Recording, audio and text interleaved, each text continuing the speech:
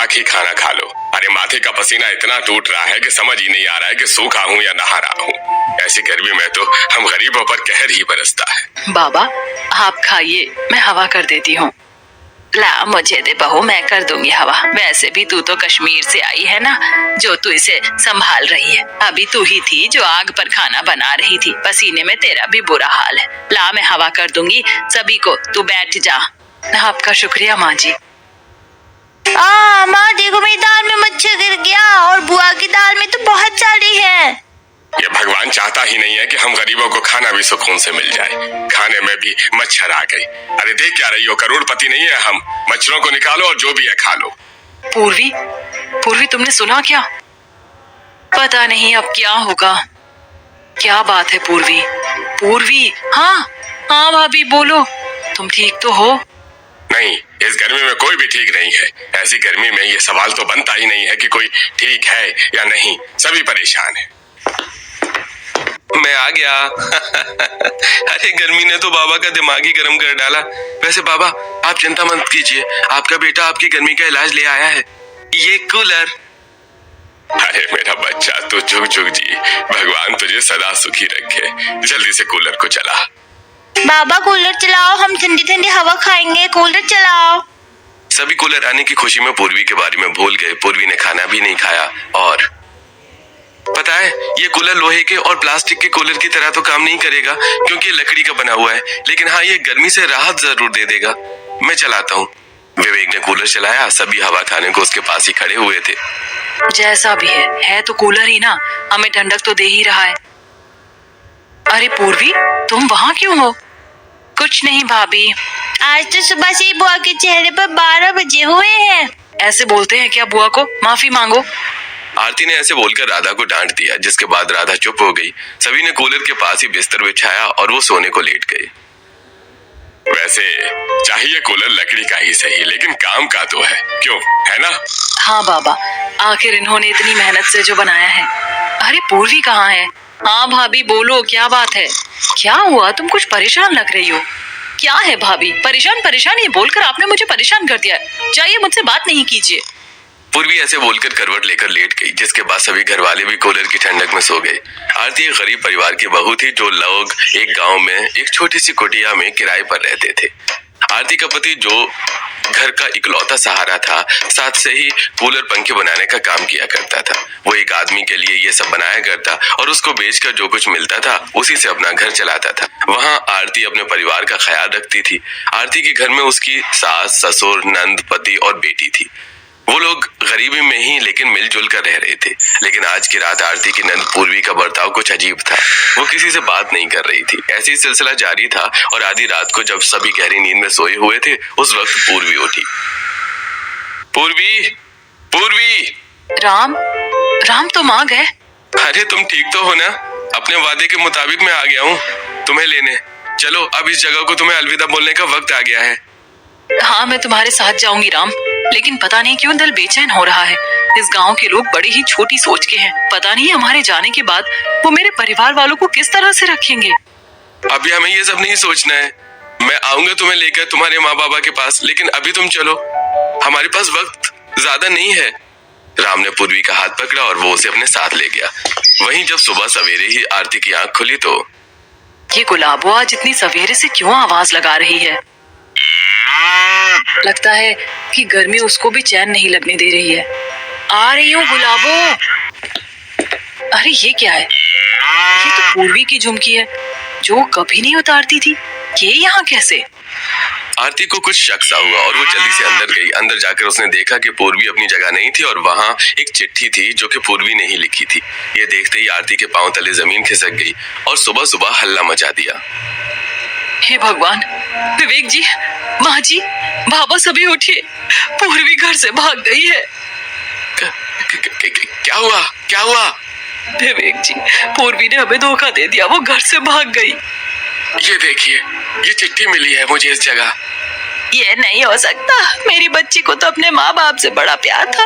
वो कभी कोई ऐसा काम नहीं कर सकती है जिससे कि हमारे समाज में बदनामी हो। इस चिट्ठी को पढ़ बहू, पढ़कर सुना कि इसमें लिखा क्या है। बेटा माफ करना माँ जी, लेकिन ये मैं आपको नहीं सुना सकती हूँ। आपका दिल इतना मजबूत नहीं है जो इस सदमे को झेल ले। पूरे घर में एकदम ही कोहराम मच गया और आवाजें सुनकर आसपास के लोग भी इकट्ठा हो गए। गरीब बाप के लिए इसकी इज्जत ही सबसे बड़ी अमीरी थी, लेकिन वो भी उसकी बेटी ने रुसवा कर डाली। दोपहर तक गांव में पूरी तरह से ये बात फैल गई कि अमरेंद्र की बेटी घर से भाग गई है और लोग तरह तरह की बातें बनाने लगे। अरे तुमने सुना, वो जो इतना सलीकेदार परिवार था ना, शांति और अमरेंद्र जी का, जिनकी बेटी से लेकर बहू तक किसी को भी बिना दुपट्टे के कोई बाहर नहीं देख सकता था, उनकी बेटी अपने प्रेमी के साथ भाग गई। बताओ, बाप की इज्जत का भी ख्याल नहीं किया। अरे भाई, ऐसी औलाद से तो ना होना ही अच्छा है। जो ऐसा धोखा कर दे उसको औलाद ही कहाँ जाएगा।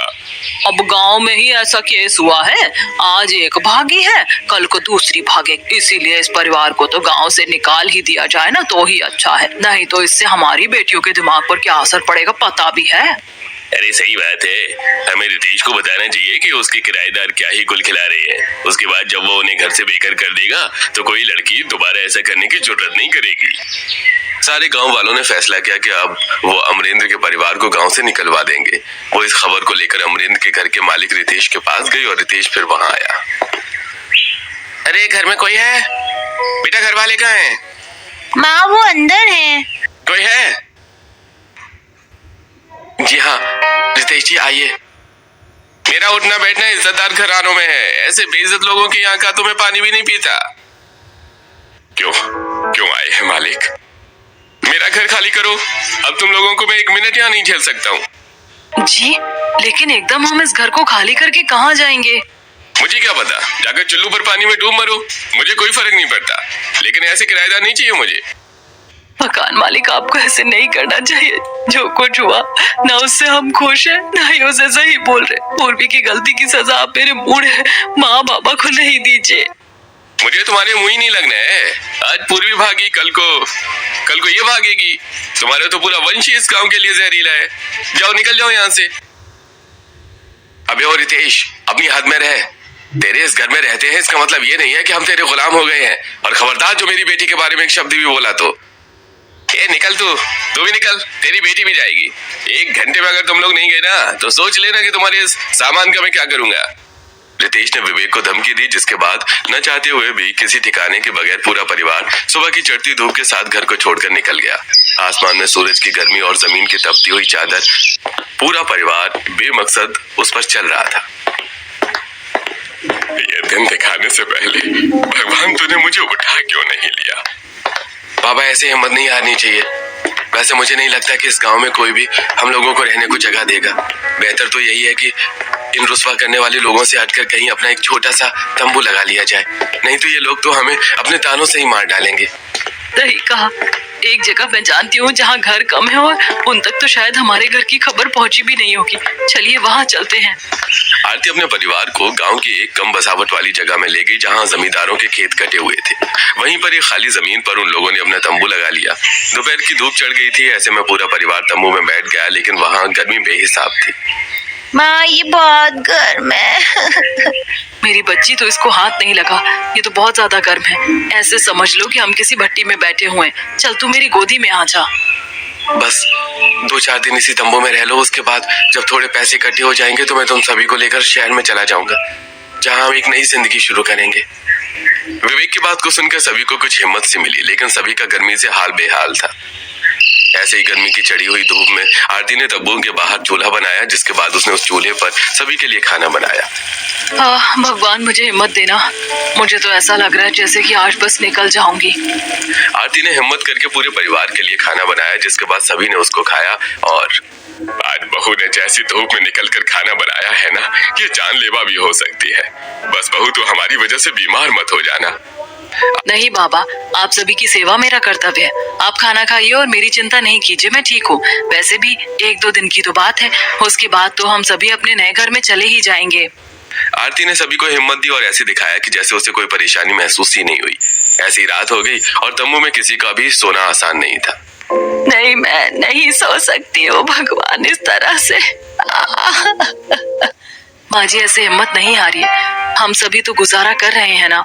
बहू, मेरी कमर जल गई, जमीन सारा दिन तपी है, अब इसमें सोना आसान नहीं है। माँ मच्छर काट रहे हैं बहुत जोरों से। माँ मुझसे नहीं सोया जा रहा है। बस कुछ दिनों की बात है, मैं भी मजबूर हूँ माँ, नहीं तो आप लोगों को कभी भी मैं ऐसे मजबूरी में नहीं रहने देता। बाबा, इसमें आपकी गलती नहीं है, ये सब तो बुआ की वजह से हुआ। अगर बुआ घर से नहीं भागती तो हम लोगों के पास अभी हमारा घर होता। ऐसी अब छोटी बच्ची भी पूर्वी को दोष दे रही थी। कुछ देर तक सभी ऐसे ही परेशान हुए, लेकिन जब जमीन रात को ठंडक से कुछ ठंडी हुई तो सभी को नींद आ गई। सुबह सूरज की पहली किरण के साथ ही सभी जाग गए और गर्मी से बेचैन होने लगे। ऐसी 2 दिन तक का सिलसिला चला और आज के दिन आरती की तबीयत कुछ सही नहीं थी। वो सुबह सुबह सभी का नाश्ता बना रही थी कि तभी उसे कुछ दिखाई दिया। अरे गुलाबो, तू? अरे मेरी गुलाबो आ गई। घर की चिंता में तो तेरे बारे में भूल ही गई थी। अरे ये क्या, हम तो तुझे छोड़ आए थे इसलिए कि पता नहीं हम खुद ही कहाँ जाएंगे, और तुझे बेचने की हिम्मत नहीं थी हमारे अंदर, लेकिन गुलाबो तू खुद ही हमारे पास आ गई। खबरदार, जो मेरी गुलाबो को अब कहीं छोड़ने का सोचा भी तो ये यहीं रहेगी हमारे साथ, हमारे पास। शांति ऐसे बोलकर अपनी गाय गुलाबो से लिपट गई और गुलाबो घर के बाहर ही बैठ गई। सभी घर वालों ने नाश्ता किया और नाश्ता करते करते ही आरती को चक्कर आ गया और वो चक्कर खाकर गिर गई। विवेक ने जैसे ही उसको उठाया तो उसने देखा कि आरती को तेज बुखार था। ये क्या माँ, आरती को तो तेज बुखार हो रहा है। होगा ही ऐसे, गर्मी में खाना बनाना आसान है क्या? आरती होश में आ जाओ, आरती। हाँ, क्या हुआ था? माँ, आपको क्या हो गया था? मैं पता भी है कितना डर गई थी। राधा अपनी माँ से लिपट गई, जिसके बाद आरती को भी सब समझ आ गया। और आप चिंता नहीं कीजिए, मुझे तो ऐसे ही चक्कर आ गया था। कब तक खुद के ऊपर ही तुम सभी जुल्मों को झेलती रहोगी? ये चिंता करने की बात थी जो आज हुआ। और हाँ, अब हम और इस भट्टी जैसे घर में नहीं रहेंगे, तुम्हें समझ आ रहा है ना? चलो माँ, हम आज ही जंगल के रास्ते से शहर जा रहे हैं। लेकिन शहर में क्या सब फ्री मिल जाता है? ये पैसे की दुनिया है और हमारी जेब खाली है। अब जो भी होगा देखा जाएगा। जब तक हम यहाँ से नहीं निकलेंगे ये जगह हमारे पीछे नहीं छोड़ेगी। तुम समझ तो रही हो ना आरती? अब चलो। विवेक का पूरा परिवार भगवान के भरोसे गांव से शहर की तरफ को निकल गया, लेकिन किसी को पता नहीं था कि वो कहाँ जा रहे हैं। अपनी गोद में अपनी 5 साल की बच्ची को भरे हुए विवेक भी हिम्मत के साथ ही आगे बढ़ रहा था। अभी वो सब चल ही रहे थे कि रास्ते में एक जंगल आ गया। अभी वो जंगल में गए ही थे कि उन्हें जंगल में एक पुराना टूटा हुआ सा लकड़ी का घर दिखाई दिया। ये किसका घर है जी? देखने से तो ठीक ठाक ही लग रहा है। अरे ये घर, ये तो ऐसा लग रहा है जैसे कि कोई अमीर परिवार शांति में छुट्टियां मनाने को यहाँ आता होगा, लेकिन अब इसकी हालत देखकर लगता नहीं है कि ये किसी का होगा। अच्छा जी, तो क्या हम इसके अंदर नहीं रह सकते हैं? तुम कैसी बातें कर रही हो? हम इसके अंदर रहेंगे? ये जंगल में खड़ा हुआ घर है। अच्छा, वैसे हम जंगल में ज्यादा अंदर नहीं आए हैं और किसको पता है कि शहर जाकर हमें घर मिल ही जाएगा। यहाँ गांव में हमसे किराया देना मुश्किल था, शहर में तो और कितनी महंगाई है। दुनिया की नजरों में रुस्वा लोग हैं हम। बेटा, अकेली जगहों में ही रहना हमारे लिए अच्छा है। विवेक अपनी माँ की बात के आगे कुछ नहीं बोल पाया और वो उस लकड़ी के घर के पास ही चले गए, जहाँ उन्होंने देखा कि वो घर तो बड़ा था, लेकिन उस घर की हालत बहुत खराब थी। बस एक कमरा था जो कि कम खराब था। ये कमरा सही लग रहा है बेटा, चल इसके अंदर ही चलते हैं। आराम से आना, अभी मैंने लकड़ी को हाथ लगाया तो वो बहुत जल रही है। आराम से आओ। अमरिंद की बात को सुनकर सभी आराम से आए। आरती बाहर से थोड़ी घास लेकर आई, जिसको बिछाकर पूरे परिवार ने उस पर आराम किया। वैसे देखा जाए तो ये घर इतना भी बुरा नहीं है, क्योंकि यहाँ आसपास जंगल है तो यहाँ छाया भी है जहाँ मैं बैठकर खाना बना सकती हूँ। लेकिन माँ, जंगल में तो शेर रहता है ना, और हमारी गुलाबो तो गाय है, कहीं उसको शेर ना खा ले। अरे नहीं, गुलाबों को हम कहाँ रखेंगे? शेर घने जंगलों में रहते हैं, ऐसे नहीं कि किनारे किनारे शेर आ जाए। गुलाबों की चिंता नहीं करो, वो ठीक रहेगी। वैसे शाम हो चली है, चलो बहू जो खाना है उसको खाकर आराम करते हैं। ठीक है बाबा। आरती की बात को सुनकर सभी ने खाना खाया, जिसके बाद वो सोने को लेट गए। कुछ देर तक तो किसी को कोई दिक्कत नहीं रही, लेकिन आधी रात को उनके घर में जंगली मच्छरों ने हमला कर दिया, जिसके बाद अरे नहीं, मच्छर तो बहुत ही ज्यादा काट रहे हैं। अरे भगवान जी, मार दिया रे बहू, ये कमरे की जो दीवारें टूट रही हैं, ये मच्छर यहाँ से आ रहे हैं। जानती हूँ माँ जी, अरे अभी तो मैं कुछ कर भी नहीं सकती हूँ। सुबह को इसका कोई इलाज देख लूंगी, अभी के लिए तो कैसे भी रात गुजार लीजिए। माँ, मच्छर काट रहे हैं। मेरी बच्ची आजा, मेरे साड़ी के पल्लू में आजा, तुझे मच्छर नहीं काटेंगे। आरती बेचारी खुद सारी रात मच्छरों से खुद को कटवाती रही, लेकिन अपनी बेटी के ऊपर उसने एक मच्छर नहीं बैठ कटने दिया। किसी तरह सुबह हुई और सुबह होने के बाद परिवार वालों को कुछ सुकून सा मिला। सारी रात हम गरीबों को सताकर अब चले गए कमबख्त मच्छर। बहू, वैसे मैं तो आज की रात से बड़ी डर गई। मैं दोबारा ये सब कुछ नहीं झेल पाऊंगी। दोबारा तो ये सब देखना आसान है ही नहीं माँ जी। मैं आज ही इसका कोई हल निकालूंगी। आरती ऐसे बोलकर बाहर आई। बाहर उसने देखा कि उसकी गाय गुलाबो भी जागी हुई थी। गुलाबो, तू भी परेशान हो गई ना? रात को कीड़े ही इतने थे। अरे ये क्या, तेरी जगह तो बड़ी गंदी हो गई है। चल इसको साफ कर दूं। आरती ने गुलाबो के एक तरफ को बांधा, जिसके बाद उसने उसका गोबर साफ करना शुरू किया। अभी आरती गुलाबो का गोबर साफ ही कर रही थी कि तभी उसे कुछ समझ आया। अरे ये गोबर तो मेरे काम आ सकता है। घास के साथ मिलकर ये गोबर एकदम मुझे इस्तेमाल करने लायक लग रहा है। आरती के दिमाग में जो आया उसने वो किया और उसने उस गोबर को उठाकर एक बर्तन में डाल दिया। जिसके बाद उसने जंगल को ही घास को तोड़ा और गोबर में उसको मिलाकर उसने अपने घर की दीवारों की उन जगहों को लीपना शुरू किया जहाँ सुराख थे। बहू क्या कर रही है? माँ जी, उन सभी गड्ढों को भर रही हूँ जहाँ से कल मच्छरों ने घुसकर हमारे दिमाग को खराब किया था। अरे विवेक जी, कहीं जा रहे हैं क्या? जिस दिन से घर से निकला हूँ काम पर कहाँ गया हूँ आरती, अब सोच रहा हूँ आज चला जाऊँ। ठीक है जी, ध्यान से जाना। हाँ, तुम भी ध्यान से ही रहना। विवेक काम के लिए निकल गया और आरती ने घर के सभी गड्ढों को भर दिया। कुछ ही देर के बाद भरे हुए गड्ढों का घास और गोबर सूख गया। और अरे ये बहु दीवार पर तूने क्या लगाया है? यहाँ से तो दीवार ठंडी हो रही है और ये लकड़ी वाली साइड अभी भी गर्म है। क्या कहा बाबा? ये दीवार ठंडी हो रही है? हाँ, है तो वैसे ये ठंडी ही। थोड़ी नहीं, बहुत ठंडी है। सही कहा बाबा, मैंने ना इसको गोबर और घास मिलाकर लीप दिया था तो ये ठंडी लग रही है। अगर ऐसा है बहू तो तू इस पूरे घर को ही गोबर और घास से लीप देना। इससे ये जो धूप ले लेकर हमारा घर तपता रहता है ये चीज खत्म हो जाएगी और ठंडा ये हो जाएगा। सही बोल रहे हैं बाबा, इसके लिए मुझे गुलाबों का गोबर बचाना पड़ेगा।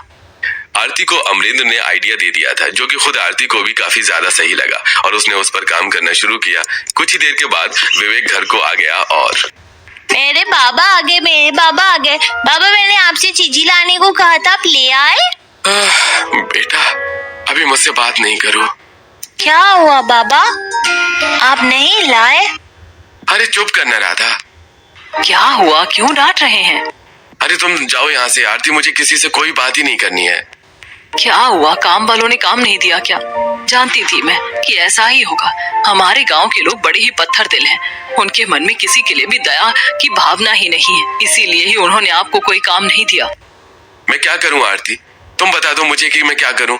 कैसे तुम्हारा पेट भरूंगा मैं, बोलो। सब हो जाएगा और कला तो आपके अपने हाथ की है ना। आप बस घर के लिए कूलर बना दीजिए, बाकी काम का कैसे होगा ये हम देख लेंगे और जरा भी चिंता नहीं कीजिए। हाँ, बेकार की टेंशन कभी नहीं लेना। चाहे कल के मरते हुए हम आज मर जाएं, लेकिन खुशी से दुनिया से जाएंगे। वैसे ही आज बहू ने घर को लीपा तो जरा एक उम्मीद की किरण नजर आई। अमरेंद्र की बात को सुनकर विवेक बस मुस्कुरा दिया। अपने परिवार को इतने दिनों के बाद खुश देखकर विवेक को भी काफी ज्यादा खुशी हुई। ऐसे पूरे परिवार के पास जो मौजूद था उन्होंने उसी में अपना गुजारा चलाया और विवेक ने अपने घर के लिए एक लकड़ी का कूलर बनाना शुरू किया। अच्छा है कि पुराने हमारी कूलर का सामान मैंने अपने पास बचा कर रख दिया था। अब कम से कम नई लकड़ी लेकर एक नया कूलर तो बना सकता हूँ। विवेक जी, चलिए खाना तैयार हो गया है तो अब आप खाना खा लीजिए। वैसे भी मुझे नहीं लगता कि अब शाम को आपको जंगल से लकड़ी काटनी चाहिए। ठीक है, तुम चलो, मैं भी आ रहा हूँ। वैसे आज क्या बनाया है? घर से जो राशन लेकर निकले थे उसमें थोड़ी सी दाल थी तो मैंने दाल चावल ही बना दिए। अब आ जाइए, देर हो रही है। आरती ने विवेक को बुला लिया, जिसके बाद पूरे परिवार ने दिन ढलने के पहले ही खाना खा लिया। अब रात हो चली है, घर में बहू दीपक जला ले और कोई भी दरवाजा नहीं खोलना। हाँ ठीक है माँ जी, जैसा आप कहें। कल के दिन तो मुझे लग रहा था कि जैसे मैं कोई सूजा हुआ गुब्बारा बनकर उठूंगा, लेकिन वो तो शुक्र है भगवान जी का कि मच्छरों का काटा हुआ इतना दिखाई नहीं दिया। आज दरवाजा नहीं खोलना। सभी ने बात को माना और अपने ही बचाव के लिए आरती ने शाम को ही घर का दरवाजा बंद कर दिया। शाम के वक्त से ही कमरे में चिराग जलने लगा और आरती और उसका परिवार गर्मी से घुटने लगा। हमने कीड़ों की वजह से कमरा बंद तो कर लिया है, लेकिन इस गर्मी में ऐसे घर के अंदर घुसकर बैठना आसान नहीं है। मैं क्या करूं? सब कुछ तुम ही करोगी क्या? बस जो है वैसा है। अब या तो हम गर्मी से अपना बचाव देख लें या फिर कीड़ों से। तुम चिंता नहीं करो, मैं कल तक कूलर बना दूंगा। उसके बाद कैसे भी कमरे को बंद करके हम उसमें रह सकते हैं। अभी सब सो जाओ। सभी अपने मन को समझाकर लेट गए, लेकिन उस बंद कमरे में बेहिसाब भपका और गर्मी हो गई थी, जिसकी वजह से रात भर किसी को नींद नहीं आई और सुबह को सभी ऐसे ही उठ गए। माँ जी, कल की दाल और चावल बचे हुए थे, मैं आपको दे दूं क्या नाश्ते के लिए? दे दे बहू, उन्हें खराब तो नहीं करना है। जी। आरती ने जैसे अपने नियमित खाने से खाने को बाहर निकाला तो उसके अंदर गर्मी की वजह से रखा हुआ सामान खराब हो गया और अब वो खाने के लायक नहीं था। माँ, कितनी गंदी बदबू आ रही है, ये तो अच्छा नहीं है। सही कहा, ये तो खराब हो गई है। आरती इन मुश्किल दिनों में खाना खराब नहीं करना चाहती थी। ये क्या, ये तो भारी ही नुकसान हो गया। ना होती में तो अनाज का एक एक दाना कीमती होता है। अरे ये दीवार इतनी ठंडी कैसे है? अरे हाँ, ये तो मैंने गोबर और घास से लिपी थी। जहाँ सारी चीजें जल रही हैं, ये गोबर से लिपी हुई दीवार इतनी ठंडी है, तो अगर मैं इस गोबर और घास के मिश्रण से इस अलमारी को और अपने पूरे घर को लीप दूं, तो शायद इस गर्मी से मरते मरते बच जाएंगे। आरती को अब समझ आ रहा था कि वो अपने परिवार को कैसे बचा सकती है। उसने सबसे पहले अपनी गाय गुलाबों का गोबर इकट्ठा किया, जिसके बाद कहाँ जा रही हो? विवेक जी, ये बात मेरे दिमाग में पहले से क्यों नहीं आई? मैं आपको बाद में सब बता दूंगी, अभी आप मुझे जाने दें। रुको, अरे रुको तो, सुनो तो सही। विवेक ने आरती को रोका, लेकिन वो बिना सुने गोबर इकट्ठा करने को चली गई। पास में ही गांव था, उसने अपनी पहचान छिपाकर काफी गोबर ले लिया, जिसके बाद वो अपने घर आने लगी। मुझे तो बहुत ही थकान हो गई, लेकिन कोई नहीं, परिवार के लिए मैं ऐसे करूंगी। आरती गोबर लेकर घर को आई और उसने उसमें घास मिला दी, जिसके बाद बहू क्या कर रही है? तू क्या कल बताई हुई मेरी बात पर अमल कर रही है? हाँ बाबा, गोबर और घास सच में ठंडी है, हमें इसका इस्तेमाल करना चाहिए। बस ठीक है, मैं भी तेरी मदद करूंगा तेरे काम में। मुझे पता तो नहीं है कि तू क्या कर रही है, लेकिन मैं भी तेरे साथ हूँ बहू। शांति की बात को सुनकर आरती मुस्कुरा दी, जिसके बाद पूरे घर वालों ने मिलकर घास और गोबर के लेप से अपने पूरे घर को लीपना शुरू कर दिया। लीपते लीपते ही पूरा घर ठंडा महसूस होना शुरू हो गया था।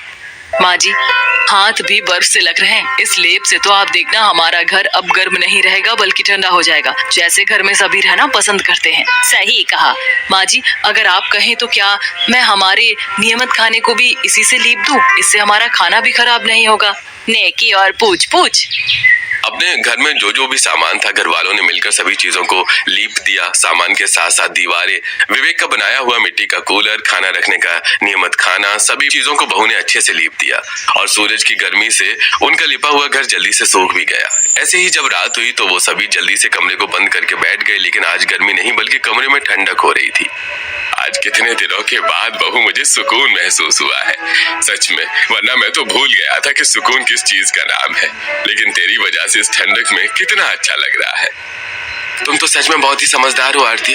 तुमने जो ये गोबर और घास को मिलाकर लेप बनाकर कूलर पर भी लगाया, उससे कूलर की लकड़ी भी ठंडी हो गई और अब ये ठंडी हवा फेंक रहा है। कुदरत के पास हर बात का हल है, लेकिन बस हम इंसानों के ऊपर है कि हम उसका इस्तेमाल कैसे करते हैं। सही कहा। बड़े दिनों के बाद हम लोगों को ये सुकून नसीब हुआ है, इसको ऐसे जाया नहीं करो। सो जाओ जैसे राधा सो गई है। मेरी बच्ची कितने दिनों के बाद ये भी सुकून से सोई है। चलिए सभी सो जाते हैं। आरती की बात को सुनकर सभी सोने को लेट गए। अगली सुबह बड़े दिनों के बाद सभी अपनी पूरी नींद लेकर जागे। घर एकदम ठंडा था कूलर से और ठंडक हो गई थी। ऐसे ही उठने के बाद जब आरती ने नियमित खाने से खाने को निकाला तो वो भी ठीक था। क्या बात है, मेरी ट्रिक तो काम कर गई, इसमें खाना खराब नहीं हुआ। मेरी बहू, तू मेरी बहू बनी है तो मैं तो समझ धन्य हो गई हूँ। तूने क्या काम किया है।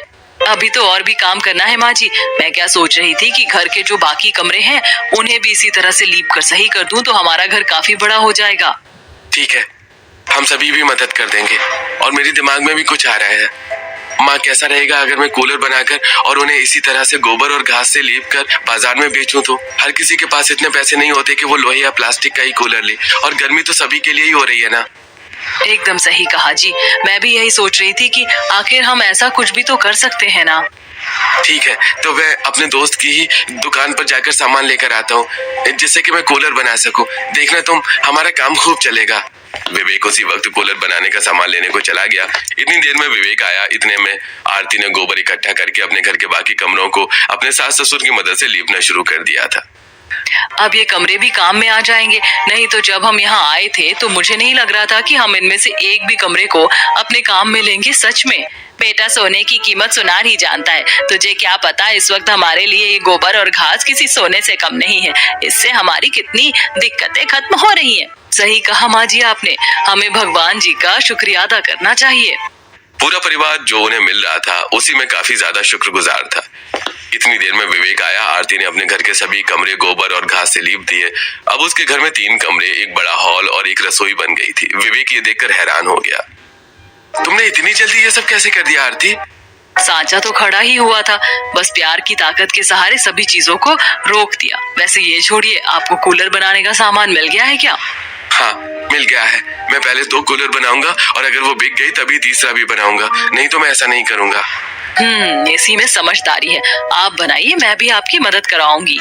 आरती भी विवेक के साथ ही बनाने में लग गई। बस फिर क्या था, विवेक कूलर के पुर्जे जोड़ रहा था और आरती उस पर गोबर और घास का लेप चढ़ा रही थी। दोनों पति पत्नी ऐसे ही काम में लगे हुए थे। ऐसे 2-4 दिन गुजर गए और आज के दिन विवेक के 2 कूलर बनकर तैयार थे। उनकी बॉडी लकड़ी से बनाने के बाद गोबर और घास से लीपी हुई थी। माँ, बाबा, मैं ये बेचने जा रहा हूँ। ठीक है बेटा, जाओ, ध्यान से जाना। और बाबा मेरे लिए चीजी लेकर आना। ठीक है बेटा, अगर ये कूलर बिका तो मैं तेरे लिए चीजें जरूर लेकर आऊंगा, हैं? वादा है। चलो अब मैं चलता हूँ। विवेक ऐसे बोलकर घर से निकल गया और बाजार के एक छोटे से हिस्से में वो अपने सस्ते सस्ते छोटे कूलर रखकर बैठ गया। कुछ देर के बाद एक औरत आई और कूलर बेच रहे हो? कैसे हैं? आइए, एक कूलर के दाम है बस 2000 रुपए। ये हाथ से बनाया हुआ कूलर है और गोबर और घास से लिपा हुआ भी है। ये लोहे और प्लास्टिक के कूलर से 2 गुना ज्यादा ठंडक करता है। ले जाइए। 2000 तो ज्यादा है, मैं इतने का कूलर नहीं खरीद सकती हूँ। रुकिए तो सही, जरा सुनिए। विवेक ने उस औरत को काफी रोकना चाहा लेकिन वो नहीं रुकी। ऐसी कुछ और भी ग्राहक आए जो कि आते ही चले गए और शाम तक विवेक का एक भी कूलर नहीं बिक पाया। मैं आ गया। ये बाबा आ गए। अरे चीजी नहीं लाई? कोई बात नहीं बाबा, मैं जानती हूँ कि आपका कूलर नहीं बिका होगा, नहीं तो आप मेरी चीजी जरूर लाते। राधा का विवेक ने कोई जवाब नहीं दिया। परिवार के पास अब ठंडा घर तो था लेकिन उस घर में रहने को और जीने को विवेक के पास कोई काम नहीं था, जिससे कि वो परेशान था। जिसके जमा किए हुए पैसे खत्म होने वाले थे लेकिन उसके पास कोई काम नहीं था। ऐसे कुछ दिन और बीते और इन बीते दिनों में कुछ नहीं बदला था। सब वैसे ही चल रहा था कि आज के दिन। अरे राम, यहाँ तो ताला लगा हुआ है। हाँ, इसका मतलब? अरे पूर्वी, तू तो घर से भाग गई थी ना। सुषमा जी, यहाँ से मेरा परिवार कहाँ गया? वो मुझे सही से तो नहीं पता, लेकिन बदनामी हो जाने पर उन्होंने गांव ही छोड़ दिया। शायद वो जंगल में रहने गए थे। राम, सुना आपने? मुझे जंगल लेकर चलिए। पूर्वी ने एक बड़े से घर में शादी कर ली थी। वो अपने बड़ी गाड़ी में बैठी और जैसी जंगल में गई तो उसे अपना परिवार दिखा। उसका भाई लकड़ी के कूलर बना रहा था और घर वाले वहीं थे। उनकी आदत कमजोरी लग रही थी। माँ, भाभी, पूर्वी आरती से जाकर लिपट गई, जिसके बाद उसने अपने घर वालों से माफी मांग ली। सभी ने उसे माफ भी कर दिया। मेरी वजह से आपने क्या कुछ नहीं झेला, लेकिन अब मैं आपको ये सब और नहीं झेलने दूंगी। अब मैं आपकी मदद करूंगी। नहीं बेटा, बिटिया ससुराल से मायके वालों की मदद नहीं करती है। मैं जानता था कि आप कभी नहीं मानेंगी, इसलिए मैं विवेक भैया, मैं आपके साथ काम करना चाहता हूँ। आप क्या मेरे ऑर्डर्स पर ये कूलर बनाएंगे? ये काम है, कोई मदद नहीं है। राम के काम को विवेक ने हाँ कर दी। बस फिर क्या था, विवेक कूलर बनाता और राम उन्हें खरीद कर गरीबों को दे देता। इससे विवेक का काम भी चल निकला और गरीबों की भी मदद हो गई, जिसकी वजह से विवेक शहर में बस गया और अब सभी कुछ ठीक हो गया था।